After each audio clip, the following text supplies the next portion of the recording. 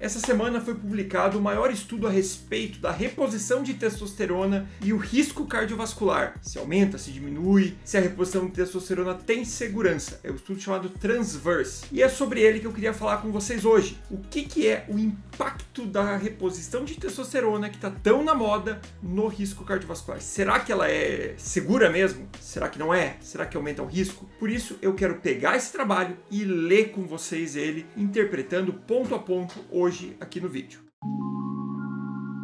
Se você é novo por aqui e ainda não me conhece, meu nome é Gustavo, eu sou médico, sou especialista em cardiologia e clínica médica e sou doutor em medicina interna. Aqui no canal eu falo a respeito de temas relacionados à medicina e às ciências da saúde de uma forma simples e descomplicada, mas sempre muito bem embasada. E hoje é isso que nós vamos fazer. Nós vamos pegar o material inteiro do estudo Transverse e vamos analisá-lo criticamente, tá bom? Então esse é aquele vídeo que eu sento, abro o artigo e leio aqui com vocês. Bom, mas vamos lá. Aqui estamos então, foi publicado no New England Journal of Medicine. Para quem não conhece, essa é a maior revista médica do mundo. Grande parte dos maiores estudos saem nela, né?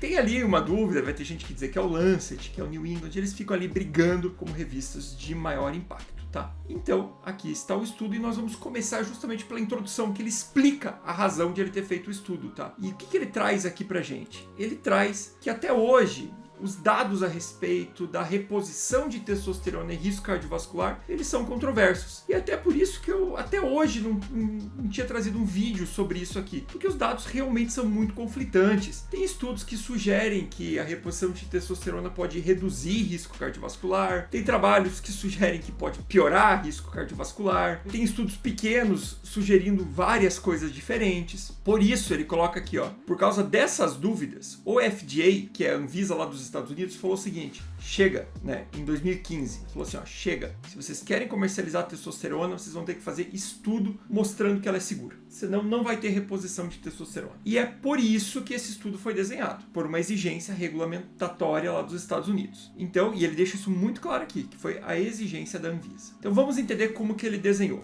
Ele conduziu esse estudo, que ele é de fase 4, né? Por que fase 4? Porque essa formulação de testosterona já está no mercado. Então é um estudo pós-comercialização, né? Que nós chamamos de fase 4. Randomizado, duplo cego, placebo controlado, de não inferioridade. Então vamos lá, o que é isso? É randomizado, que o paciente pode receber ou a testosterona ou o placebo, já que ele é placebo controlado. E ele é duplo cego, ou seja, nem o paciente sabe se ele está usando gel, vocês vão ver que é gel de testosterona, ou o gel placebo. Nem o médico que avalia ele sabe o que ele está usando. O estudo foi pago, né, pela indústria, lógico, eles que foram obrigados lá pelo FDA a fazer, mas foram supervisionados pela Cleveland Clinic, né, que foi o agente independente ali para garantir que não tem viés da indústria nisso daí também. E teve um monitor de segurança independente que foi ali avaliando isso daí. Qual era a população? Então, isso é muito importante para não sair fazendo extrapolação. Ó. Quem que ele estudou? Homens com doença cardiovascular ou risco cardiovascular alto, entre 45 e 80 anos. Então, não é jovem, não é pessoas de baixo risco. Por que ele escolheu pessoas de alto risco? Porque provavelmente nesses daqui o risco de evento seria maior, seria mais fácil detectar se tivesse ali uma diferença, né? E também eles precisavam ter pelo menos um desses sintomas, que era redução do desejo sexual, libido, diminuição das ereções espontâneas, fadiga ou baixa energia, humor mais depressivo, perda de pilificação ou redução da quantidade que ele precisava se barbear, né? Ou aqueles flushings, né? Que é ficar mais avermelhado, aqueles calorões. E eles precisavam ter 2 dosagens de testosterona de jejum inferior a 300. Então veja, não é reposição de testosterona para paciente que só está com baixa energia ou só com baixa libido. Ele tinha que ter o sintoma mais 2 dosagens baixas. E o sangue obtido entre 5 e 11 da manhã, porque dosagem hormonal, os hormônios são cíclicos, é importante o horário. Doença cardiovascular definida, foi definido aqui como presença de doença cerebrovascular, doença coronariana, né? Ou então o alto risco, a presença de 3 ou mais dos fatores de risco. Pressão alta, cigarro, né? Tabagismo, dislipidemia, colesterol alto, doença renal, diabetes, PCR, que é marcador inflamatório alto, idade mais que 65 anos, score de cálcio alto, ou seja,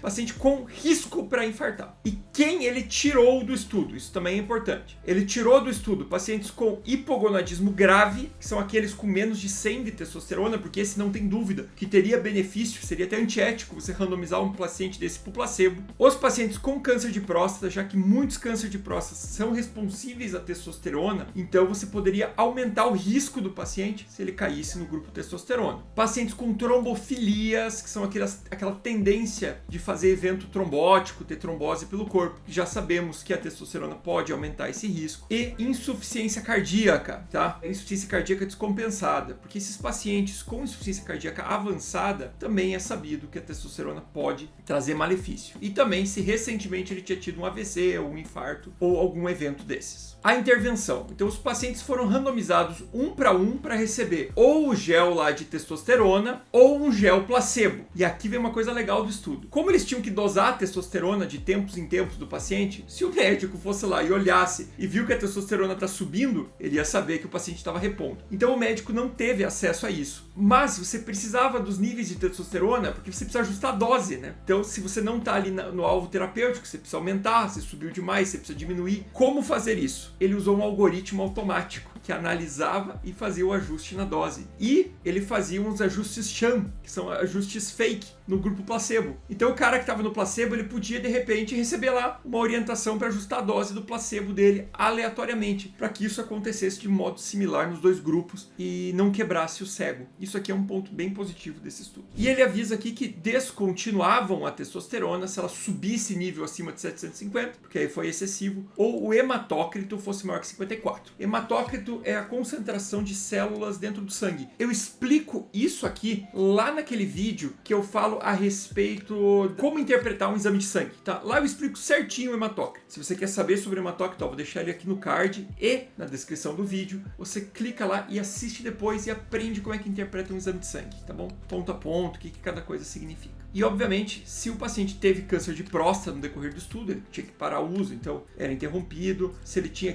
ideação suicida, né, também era interrompido. E aí vem os endpoints, que são os desfechos. O desfecho primário dele aqui foi uma questão de morte cardiovascular, infarto ou AVC. E daí ele faz uma série de outros desfechos secundários e terciários que nós vamos analisar na sequência, tá? O tipo do estudo, ele foi desenhado para número de eventos. O que isso quer dizer? Que ele fez o cálculo estatístico e falou assim, ó, se eu tiver na minha população toda 256 eventos, ou seja, 256 pessoas tiveram aquilo lá, infarto, AVC, etc., já dá para dizer que tem ou não tem diferença. Porque imagina se eu faço esse estudo e ninguém tem nos dois grupos. Não dá para eu dizer se a testosterona fez ou não fez diferença. Então eu preciso ter um número mínimo de eventos acontecendo para poder afirmar isso. E pelo cálculo amostral dele foi de 256. Então ele vai incluir pacientes no estudo até ter 256 eventos. Chegou lá, parou. E baseado ali numa incidência de 1,5% por ano ali da população e que ele iria acompanhar por 3 anos e meio e tendo uma perda ali de 2%, ele estimou que ele precisaria de aproximadamente 6 mil pacientes. Falou o seguinte, ó, preciso de 256 eventos, aí você tem o custo financeiro do estudo, é caro para pôr cada paciente no estudo, preciso mais ou menos aí 6 mil pacientes para ter aquele número de eventos e demonstrar a segurança do meu medicamento. Tá, foi isso que ele fez. Agora vamos para os resultados. Primeira coisa que percebemos é que ele atingiu o número de eventos antes, né, dos 6 mil. Atingiu aqui com 5.204, né, se a gente somar esses dois aqui. Primeira coisa que sempre analisamos no estudo é a tabela 1, que garante se a randomização foi ou não foi adequada. E aí nós vemos aqui que sim, ó, a idade média dos pacientes foi de 63 anos nos dois grupos,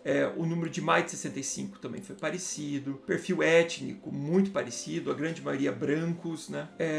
Doenças cardiovasculares prévias, metade, né, praticamente metade dos pacientes, outra metade só com risco alto, quase metade com histórico de doença coronariana, poucos com AVC prévio, muitos doentes diabéticos, quase todos com pressão alta, né, o que é esperado, já que pressão alta é muito comum, especialmente em homem, especialmente em idade avançada. 20% fumavam, né, enfim, grupos bem parecidos aqui.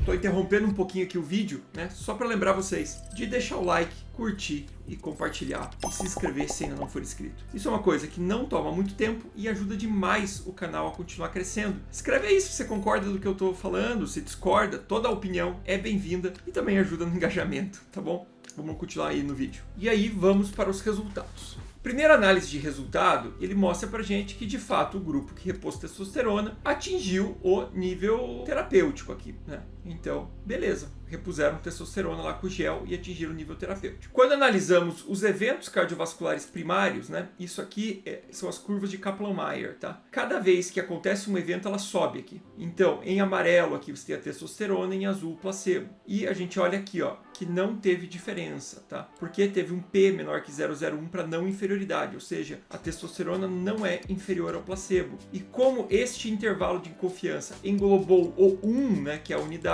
não tem diferença estatisticamente significativa. Então, ponto. Analisando aqui, a reposição de testosterona neste perfil de pacientes é segura para o desfecho primário. Agora vamos analisar com calma outros detalhes aqui do trabalho. Quando vamos aqui para análise, então, nós vemos que de fato o desfecho primário não teve diferença. Se a gente olhar para morte, não teve diferença. Se nós olharmos para infarto, não teve diferença. AVC, não teve diferença. Necessidade de revascularização, não teve diferença. Quando nós olhamos aqui os eventos trombóticos, também não teve diferença, apesar de uma tendência aqui um pouquinho maior. Mas o que me preocupou um pouco? Aqui, ó, essa tabela, a tabela de segurança, tá? Então nós vemos que quando olhamos qualquer evento adverso, não teve diferença, nem eventos adversos sérios. Mas observando aqui embaixo, olha esta linha que eu estou selecionando. Arritmias não fatais necessitando intervenção. O que é isso? É uma arritmia, que ou ele precisou lá receber uma cardioversão, que é um choque, ou droga na veia, alguma coisa nesse tipo. Então, o grupo testosterona teve sim mais arritmias, tá? Ele não teve o desfecho primário mais comum, que era infarto, AVC, mas a arritmia teve. E isso é uma coisa que eu vinha percebendo, eu até tinha comentado, eu coordeno uma UTI cardíaca, né? E tinha comentado com a equipe lá que trabalha na UTI que estamos vendo alguns casos de pacientes com arritmia e tínhamos a impressão que era mais comum nesses pacientes que usavam testosterona. Só que não podíamos afirmar nada, né? Então era uma percepção individual que nós tínhamos lá na UTI. E aqui esse estudo, quando eu vi isso aqui, eu falei assim, cara, parece o que nós estamos vendo, né? Porque se você for ver, 5% de arritmia é relativamente comum. E a arritmia mais comum foi a fibrilação atrial. Ele não diz quais foram as outras arritmias. E isso seria importante ele dizer, porque é muito diferente uma arritmia benigna de uma arritmia maligna, tá? Então, não dá pra gente se aprofundar nisso. Eu vou deixar para vocês também aqui, ó, o link no card, na descrição, sobre a fibrilação atrial. Se você quer entender o que é essa arritmia, o risco de AVC que ela traz, as complicações dela, também clica lá e assiste na sequência, tá? E a outra coisa que percebemos mais no grupo testosterona foi dano renal agudo, né? Insuficiência renal aguda, mas uma incidência pequena, mas mais incidente no grupo que utilizou testosterona, tá? Basicamente a discussão do artigo vem nessa linha. Então o que nós podemos concluir aqui dele? Que primeiro, parece que sim, a reposição de testosterona ela é segura quando nós falamos de infarto, AVC e doença arterial periférica. Mas veja que é num perfil específico de população. São homens, a gente não está falando de repor testosterona para mulher com baixa libido. Pessoas com hipogonadismo documentado, com dosagem de testosterona baixa, tá? Não é qualquer pessoa lá que está com um pouco de disfunção erétil, você já vai querer sair colocando para escrever isso. Não é em pessoas com testosterona normal para melhorar a performance esportiva, não é para ganhar massa muscular, não é para isso. Esse estudo não avaliou isso. Esse estudo avaliou gel nos pacientes com hipogonadismo, mostrando segurança sim cardiovascular, mas com mais arritmia e dano renal agudo. Eu acho que isso aqui cabe uma discussão do médico com o paciente, expor os potenciais benefícios, expor os riscos e tomar uma decisão conjunta se vale a pena ou não e expor isso aqui, tá? Mas de volta, gente, não me extrapolem esse resultado, porque não pode ser extrapolado. É um perfil muito selecionado de paciente, tá? Se você vê algum médico trazendo isso para você, para justificar, repor hormônio para fins estéticos, para ganhar massa muscular, não é isso. Isso aqui não é. Inclusive, já vi gente querendo usar isso aqui para justificar a segurança do uso de anabolizante em paciente fisiculturista, por exemplo. Gente, é uma coisa totalmente diferente, tá? População fisiculturista, por exemplo, a Renata Castro, lá do Rio, ela tem uma experiência enorme com isso e ela tem trabalhos aí mostrando que a reposição hormonal faz mal pro coração nesses casos, tá bom? Então são coisas muito específicas, beleza, gente? Certo? Entendido? Então tá bom. Então, muito obrigado e até o próximo vídeo.